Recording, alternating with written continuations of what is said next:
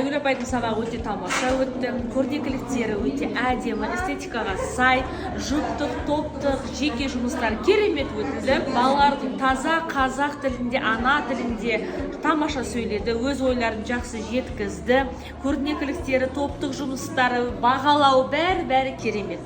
Балалар қазақ тілінде, өз ана тілінде сайрап тұр. Тура апайлары сияқты. Елдес қызының сабағы өте жақсы өтті. Мұғалімнің қысқа мерзімді жоспарлаған сабағы барлық тапсырмалары орындалды.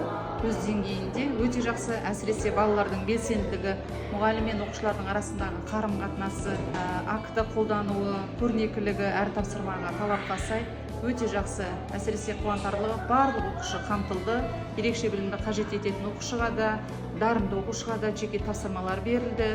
Көрнекіліктер өте жақсы. Мұғалімнің күнделікті сабақта қалай еңбектенгенін нәтижесін балалар көрсетті. Айгүл Елдесқызына сәттілік. Мен ағылшын тілі пәні мұғалімі Анель қызы. Айгүл апайымыздың сабағы өте керемет өтті, өте жоғары деңгейде, маған ұнады. Көрнекіліктердің сан алуандығы көздің жауын алады. Балалар жаңа тақырыпты тез меңгеріп, сабақ мақсатына жетті.